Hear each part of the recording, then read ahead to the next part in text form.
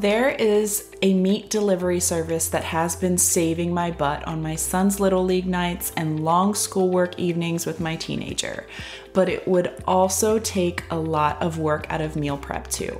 Just Meats. They simplify life without compromising on health. They come seasoned and cooked and ready to be reheated in just 1 to 2 minutes. All you have to do is prepare your sides and you have a full meal on the table. So easy, so delicious, so affordable. These are premium quality and new flavors drop regularly. You cook them in just 1 to 2 weeks, or you can pop them in the freezer for 4 to 6 months. My family has been loving them. Let's be honest. They just make me a happier mom too. You can choose from chicken, pork, or beef options. You're going to love them and the unique sauces that each meat comes with. So head to the link in my show notes for $15 off your order, and that can also be combined with 25% off your first order. You have to try these.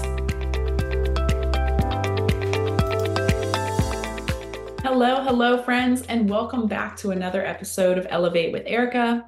If you're called, you're equipped. So I shared this as a note on my social media earlier this week, and it sparked some conversations. So I thought, okay, we're going to need to do an episode on this. If you're called, you're equipped. I want to talk more about this because I think that we have all been our own worst critic at some point. We all have disqualified ourselves from the ability to do something, to learn how to do something. And at some point, we have to stop doing that to ourselves. At some point, we have to decide we're going to change that narrative.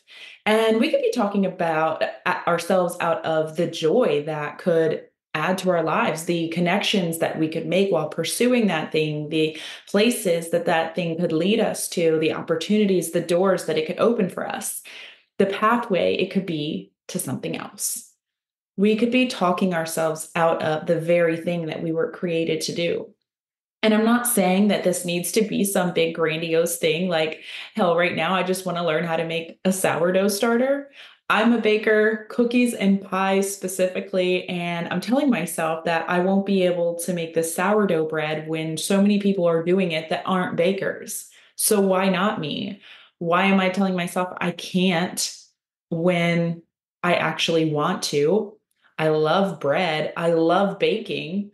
I heard you could kill the sourdough starter multiple times. And I'm like, yeah, no, I can't. Like, it sounds ridiculous when we give that inner worst critic an outside voice, doesn't it? Like, next time you catch yourself criticizing yourself, you should just stop and say what you're saying in your head out loud. For some reason, doing that makes it sound much more ridiculous and harsh than it does in our head. And there's probably some like science-backed research behind that. Try it. It's all the proof I need. I'm also really looking to start my own merch line, and it's been tugging at me for a couple of years now, you guys. I set up my Shopify account like 2 years ago. I've never done anything, but there's just so much that I don't know that I catch myself thinking that it's too much to take on. I won't be able to figure it out. I don't know the right people. I don't have any money to invest into it. I have no one to help me promote it. Why would anyone want to buy something that I created? But see, then I hear someone else's story, someone else who did it, and I feel that little bit of envy. Same way I feel when I see someone slice into their fresh baked sourdough bread. But seriously, I feel that bit of envy. And I was listening to a podcast this past week, and it was the story of a woman who created this fitness brand from scratch. And she's getting to do what she loves to do now, and she's super successful at it. It's fruitful, right? It's bringing joy into her life. And she's doing what she was created to do. She stepped into her calling.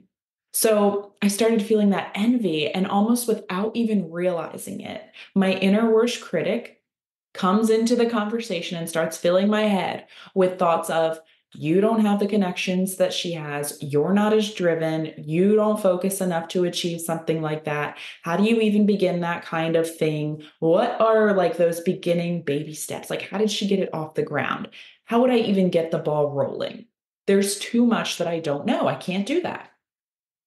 And I'm literally looking in the mirror at myself, doing my makeup, listening to this girl's success story on this podcast. And those are the thoughts that are running through my head. And I think because I was making eye contact with myself in the mirror, I caught myself. It was almost as good if I had just said those things out loud. And I realized how ridiculous those thoughts were. And I literally said out loud to myself, Erica, you can Google. One of my favorite sayings in building my fitness coaching business, and what I always recommend to new partners who join my team, is to learn how to GTS, Google that shh. By the way, I have to share this little piece because I thought it was funny. I keep listening to this episode, right? This podcast episode after I called myself out. And she literally goes, I had no idea how to start a business. And so I Googled it. I think that the universe served that up especially for me. She said, I Googled it and I found a 10-step document that someone had created totally free. And I just started checking the things off.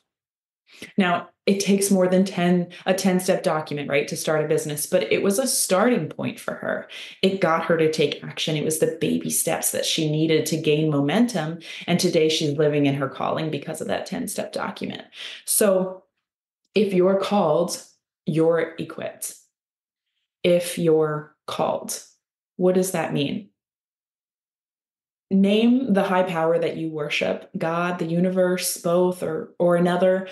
I've seen quotes like, God doesn't call the qualified, he qualifies the called, or when God calls you, he will equip you. What I think it means fundamentally is that when something is placed on our heart, tugging at our soul, when something grabs you every time you see it, every time you see someone else doing it, when something just reminds you of that thing, sometimes I think feeling envious or jealousy is a good sign to follow it. Follow your jealousy and get curious. It might tell you what's missing from your own life. So when you feel those tugs, there's a reason. Otherwise, that interest wouldn't be calling. So let's move on to the second piece. You're equipped. Explore that call. Get curious. Google it, GTS. Ask someone already doing it about their success. This is another time that social media is a gift and can be a great resource for you to connect with people that are outside of your close circle. What about just trying? What about just failing and being okay with that? Learning from that and trying again. What if I kill my first sourdough starter and proceed to kill the next 5? Who cares? One of those times, I'm going to get it because I'm going to learn a little more with every attempt. It's already within you today to take the first step forward toward what's calling you. Therefore, you are equipped. You are equipped to figure out the rest as you go, not on anyone else's storyline, but on your own time, on God's time, on the universe's time. And you may be hearing this right now and thinking, I don't know, Erica. To do this thing, I need more money. I need more time. I need to wait until I need to know the right people. I need to be smarter. I need to be more focused. I need to be more disciplined. I'm just not those things. I don't have those things. It's nice for that person that's good at it, but that's not me. I mean, I wish it was me, but it's not me. And to that, I say, if you are called, you are equipped. I shared this on my social media yesterday, and so I'm going to share it here too, because there's always one person who is writing off this type of message because they've taken it out of context to allow themselves to continue playing small. So let me just clear that out. I'm not talking about that calling to win the lottery. I hear that too. It's calling. And I'm not talking about the calling to sing like Whitney Houston. I always say if I could sing, I would just never actually speak any words. I would just sing every single thing, which is probably why I wasn't given the gift, because how obnoxious would I be, right? Most of you know I'm not talking about those things, but there's always those people who get in the DMs and they start typing away to bash something I've said, taking it out of content. So there, take that. I'm talking about the things calling you that you know you are actually perfectly capable of figuring out. The things when you take the words of your inner critic who is shutting those things down, when you take those words and you say them out loud, you realize just how ridiculous those thoughts are. That the people doing those things who are having success started out from the bottom too. And sure, maybe they did know some people or had more time or money or were naturally good at a fundamental skill that helped them see success faster. But that doesn't mean that you too can't see success, can't find joy in the same thing. Once you succeed, once you're doing the thing, your joy isn't any less because it took you longer to get there, right? Heck, you might even feel more joy because it took you more time to get good at it. So you appreciate it more. So why are you rushing? Why do you think if you don't know how to do it today that you can't do it at all? Why are we writing ourselves off from what we were created to do? At some point, we have to stop that, right? At some point, we have to change the narrative. And we can make that point today.